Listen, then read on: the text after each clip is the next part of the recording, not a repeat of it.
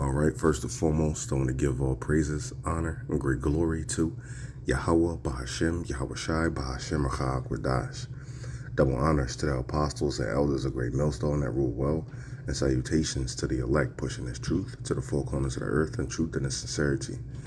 All right, in this particular video, I want to touch on Trump's tariffs. All right, now a lot of people has forgotten about Trump's tariffs, but hey, they're still really in effect. He just paused them. All right, he paused it, tariffs on a lot of these other countries out there, and the pause was supposed to be lifted July 9th. It's July 16th right now. Trump has extended this period, this pause, until August 1st. All right, and he was supposed to make over 200 deals within that time from April to July 9th, and he has only made 3 of them.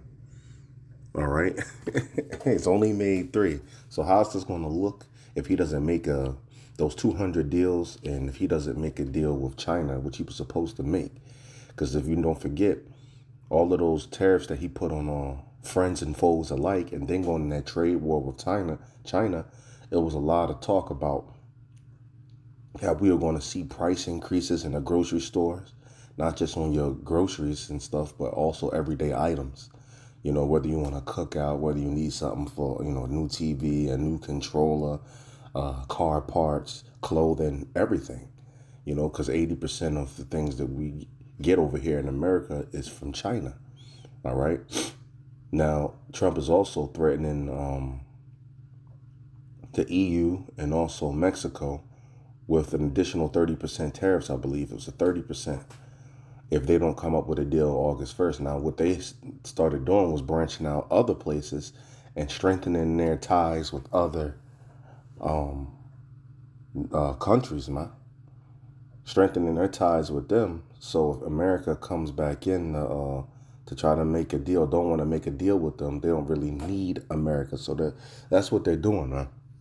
And all of this is reminding me of famine here in America, man. All right. It tells you that 2 Ezra 6:22, and suddenly the sown places shall appear unsown, and suddenly the full storehouses shall suddenly be found empty. The full storehouses is what? Like your BJ's, your Costco's, your Sam's Clubs, your Super Walmarts. These are your full storehouses. They shall suddenly be found empty. Right here you have U.S. inflation accelerates as Trump's tariffs take hold. And you see what CNN got on the front. They got a grocery store, man. Right? Because when these tariffs finally hit, it's going to make a big increase in prices. And don't forget, your wage ain't going up. All right? So your dollar is losing power, man. Because your wage isn't going up, but them tariffs, they're increasing the price on shit. You see, a lot of people don't understand. The other nations don't have to pay them tariffs. So when Trump has all these tariffs out on all these other nations, when they come to U.S. Ports, those importers got to pay that tariff. And in order to make their money back, they have to rise that tariff in the grocery stores in order to make that money back from that large price that it was at the import docks. So they have to increase the prices in the grocery store to get back some of that money that they paid. You see?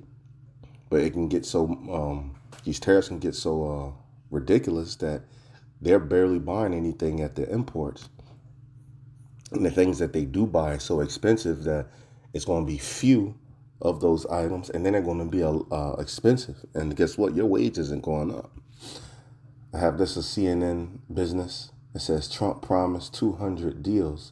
By now, he's gotten 3, and one more is getting very close.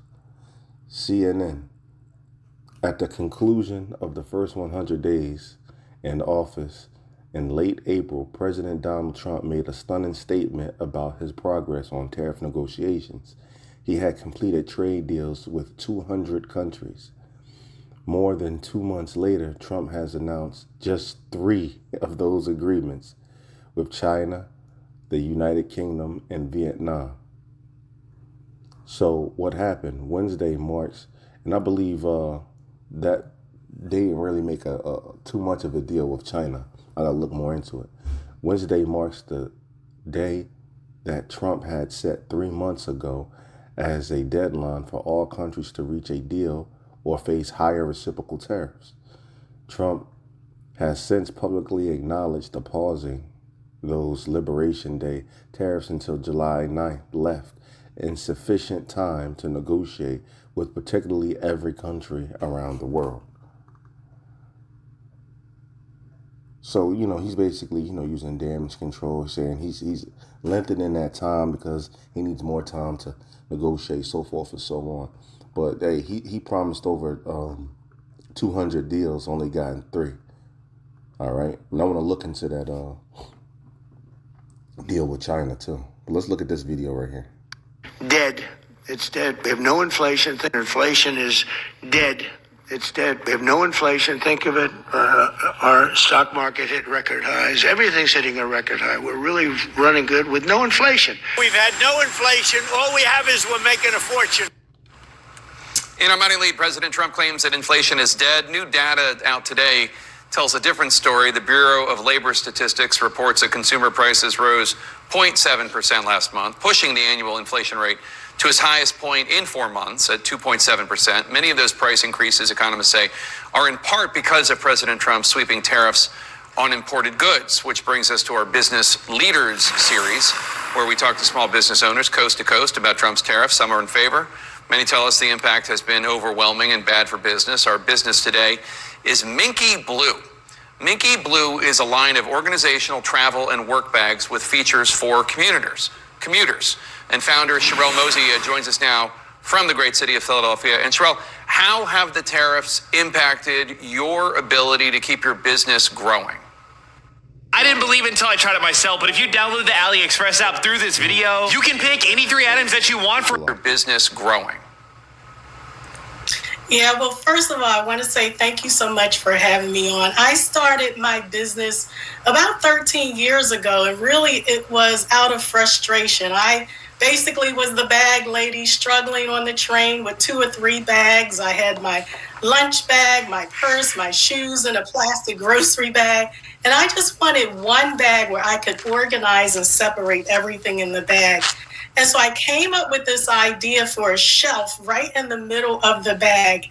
And I actually started working with the Department of Commerce to help me find U.S. manufacturers who could make my bag. I was really adamant about making the bag in the U.S., but unfortunately, it was very expensive. During that time, the cost to make the bag was between $98 and $108. And then I would have to purchase the hardware and the materials overseas. So that pushed me into China. And I must say, I learned that 90% of handbags that are sold in the U.S. are made in foreign countries. And so it's been really difficult dealing with the tariffs, trying to maintain production and all sorts of things at this time. So for anybody watching right now, I just checked it out. Minky Blue, Minkee Blue, the color blue, BLUE.com. Have you had to raise prices, or is that something you worry you're going to have to do? Yeah, when I first started the business, the tariffs or the tax was at 17.6%. And then during the president's first term, that went up to 25%. Now we've added on a 30% tariff. So what people don't understand is that in China, it stands at 30%, but for Section 301, which includes all of or most of consumer goods, including handbags, it's stacked on top of it. So not only am I paying 30%, I also have to pay the 25% from the first term, in addition to the 17.6%, which was the base term. So really, I'm paying 72.6%, which I cannot afford. I mean, that's just insane. So I actually bought in a lot of inventory the end of last year. I am not doing production this year just because of the tariffs and the uncertainty is just really, really unable to plan anything out, and I just don't know what I'm going to do. If you could talk to President Trump or, for example, Senator Dave McCormick, your brand new senator who was with the president, I believe, in Pittsburgh on the other side of the Commonwealth, if you could say something to them today about the tariffs, what would you say? Yeah, I mean, it's really a few things that I would say. Number one, eliminate the Section 301, which has all of the consumer goods under it. Number two is really to be honest about the tariffs. The countries aren't paying for the tariffs. The American people are paying for the tariffs.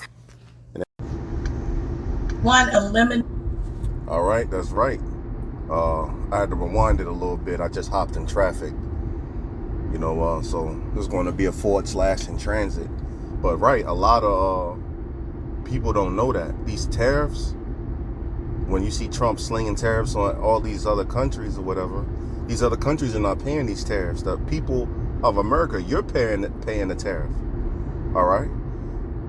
So what happens is when these goods that have tariffs on them, they arrive at these import docks. These importers, they're the ones that has to buy these shipments with high tariffs on it.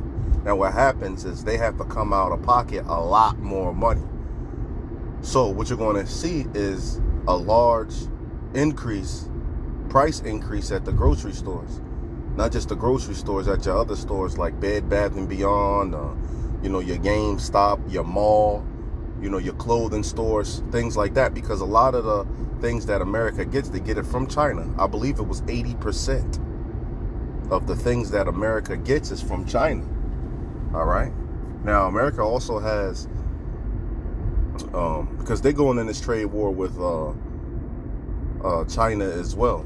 I believe they struck an agreement for rare earth minerals, Salakia for that, but they haven't struck a trade deal. Hold on, this motherfucker's about stupid. Motherfuckers in Mississippi cannot drive. It's always Satan, man, out when you're trying to do a video, man. Anyway, I believe they struck an agreement for rare earth minerals, but not a deal about these tariffs.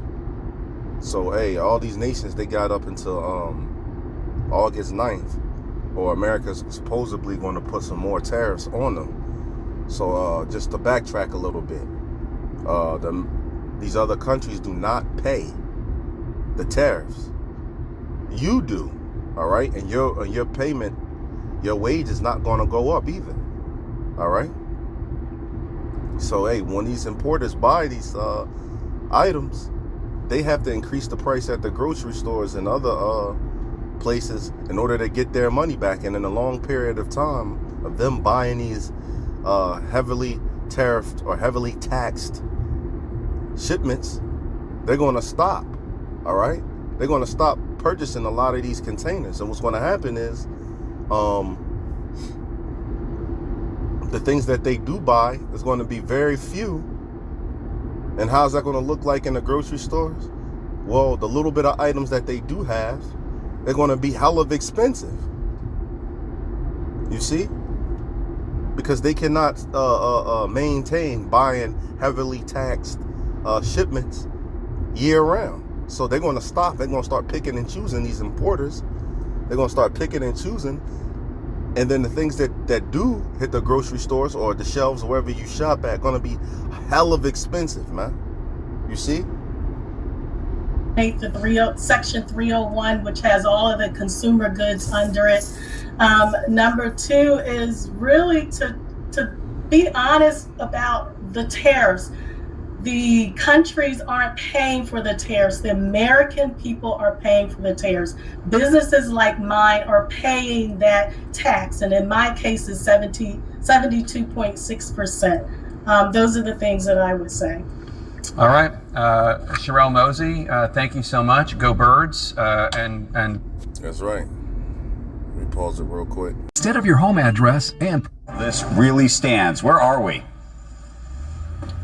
We are right in the thick of it, Andrew. Good morning, guys. So 2 new warning shots fired to those 2 trading partners this weekend. The president vowing to impose 30% tariffs on all of their exports to the U.S. as soon as August 1st. Now, we did hear Mexico's President Claudia Sheinbaum and the head of the European Commission, that's Ursula von der Leyen, both vowed to continue negotiations with the U.S. in the hopes of reaching a deal by early August. But von der Leyen also warned that the EU will be ready to retaliate with their own tariffs by early next month if the president moves forward with this threat.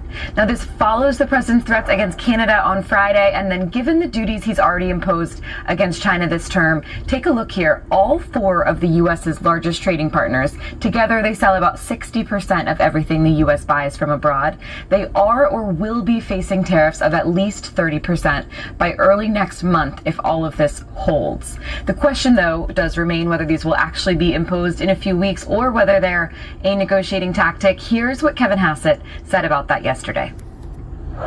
These tariffs are real if the president doesn't get a deal that he thinks is good enough. But, conversations are ongoing, and we'll see where the dust settles. The president later in the day addressed the same idea, and he said when it comes to these deals, guys, the quote was, "Maybe I'll change them, maybe I won't." Guys, Well, but that's been sort of the story the whole time. The question that I have is how much leverage does the president have at this point, and does the other side or these other sides call the bluff if you think it's a bluff?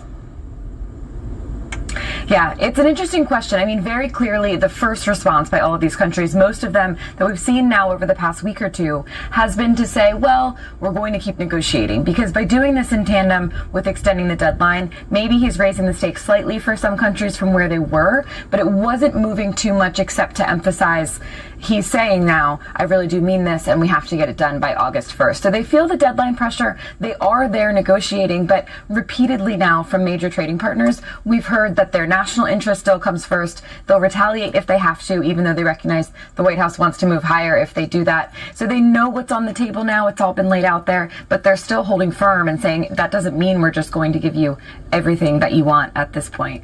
I'll also say what he is doing, though, that's very serious, even though these country-specific tariffs are kind of on hold, we do know the sector-specific ones are moving forward. That makes things a little bit more grounded in reality here, or starting to have an impact. We heard about copper and potentially about pharma last week. We know there are 5 other of those investigations ongoing, so you have to kind of look at all of it at the same time.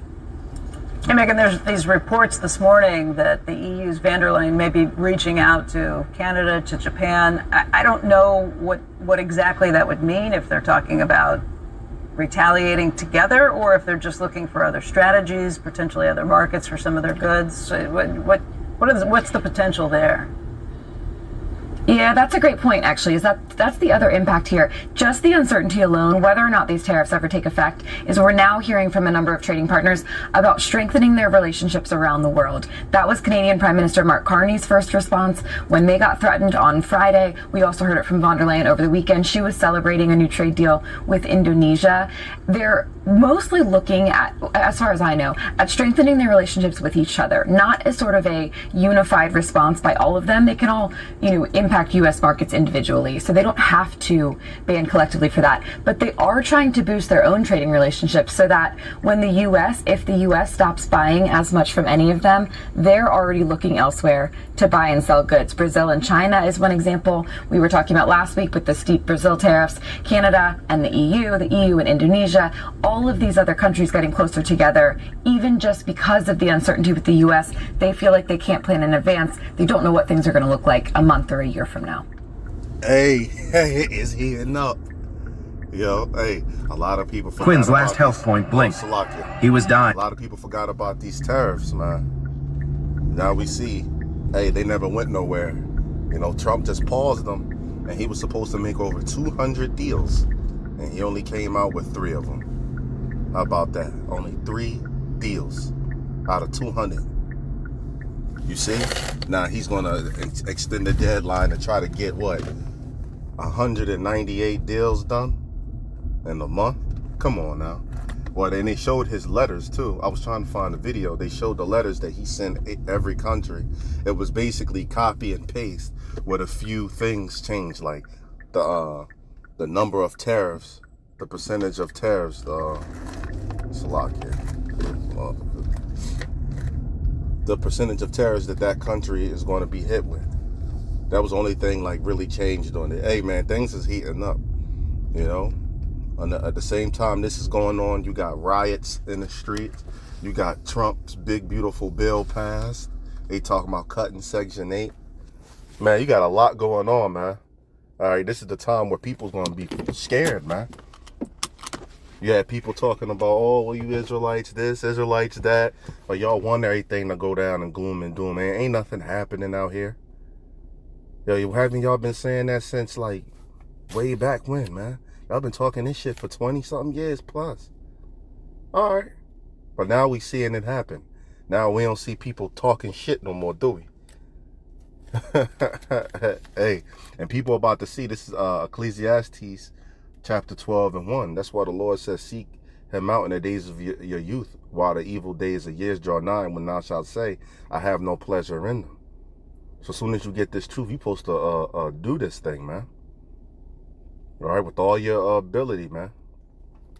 All right, before the evil days and years draw nigh, when you have no more pleasures in your days. So now you want to choose the Lord. Now you want to say, well, I think, I ain't got no more pleasures. I can't play the game no more. I can't go to the club, shake my ass. I can't go get my drugs. So, I'm going to turn to the Lord. Nope. Well, the Lord, you about to find out that the Lord don't move like that. All right. So he's not going to accept you, man. He's not going to honor your sacrifices for him anymore, man. Because you're supposed to come seek him while you had liberty. All right. While you had the choice to go out and do whatever you wanted to do. And then you still chose him. That's who the Lord wants, man. All right. And a lot of these women, man, they about to have their wake-up call, man. They thought daddy government was going to be there for them forever. Well, we're about to see something. You're about to get kicked off these food stamps, Section 8. There's about to be a hell of a price spike in a lot of these goods outside, man. Hey, man, we're about to see how much of an independent woman you are in a second. But anyway, I reached my destination. And with that, I'm going to say shalom.